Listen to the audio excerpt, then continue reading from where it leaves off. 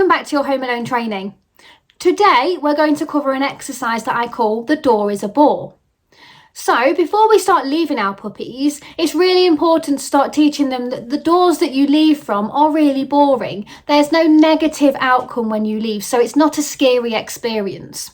Some puppies don't necessarily need much of this door is a bore training. If you've got quite a confident pup, you may breeze through these steps really quickly, and you may find that you can go to your out of sight training really quickly. Some you can just get out the door and start building that duration up and they do perfectly fine. Others that seem a little bit more anxious, you're going to need to start with this door is a bore training first.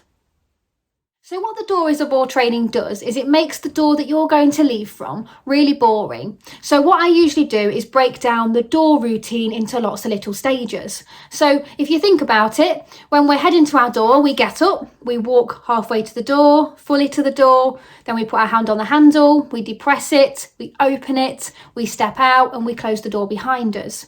There may be some locks involved in that and keys, etc. as well.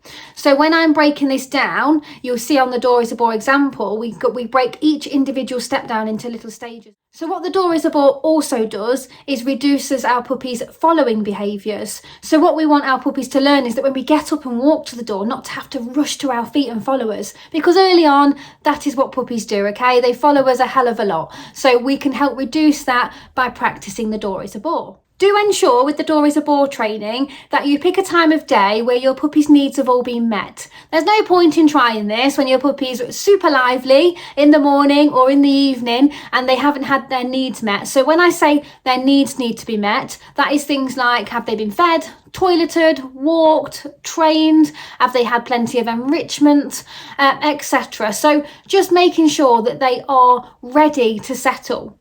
I'm not saying they should be asleep. We shouldn't have them asleep and then we sneak off so they don't notice that we've gone, because then they're not learning that being on their own is safe. They'll probably wake up and then panic. But they just need to be in a really nice frame of mind when you start this training. So find the sweet spot, pick different times of day and trial it out with your puppy to see what the best time of day is for this training.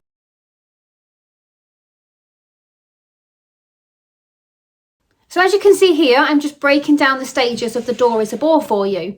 So we're going to start by getting up and walking 3 foot to the door and then sitting back down again. The aim is for your puppy to not get up and panic and follow you.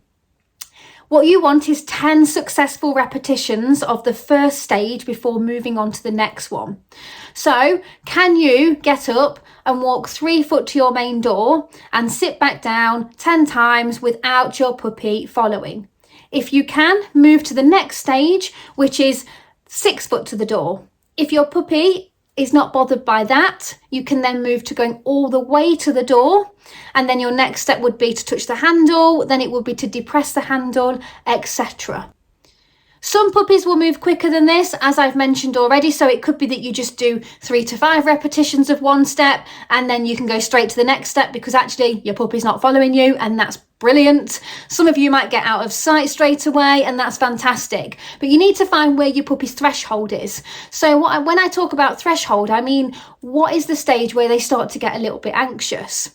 Following's not always a bad thing, but we don't want them rushing to our feet and being stood at the door and panicking. So if we can teach them that that door that you leave from is really boring and non-eventful, then we have less of a chance of them following us in the first place.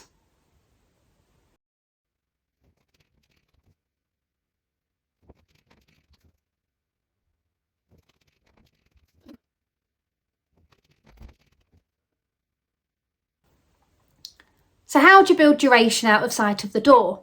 Well, what I suggest you do is have a little look at this diagram here that I've just popped up. Pick a step and then go out of sight.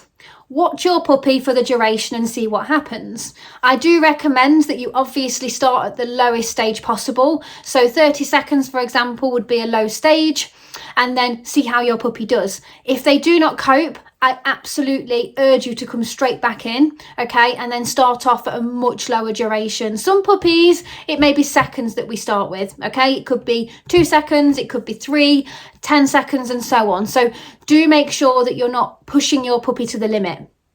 The reason we're picking 1 or 2 exercises is so that we don't do too much with our puppies in one day, but it's an adequate amount that we can start building that time alone.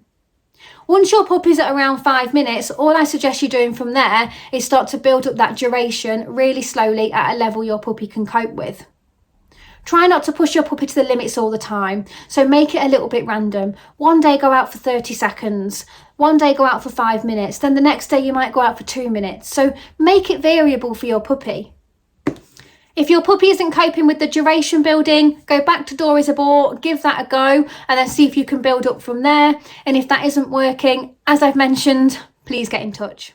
This video, don't forget to like it, and if you're wanting more tips on all things puppy and how to train your puppy, then don't forget to subscribe, because there's lots more videos coming out over the upcoming months.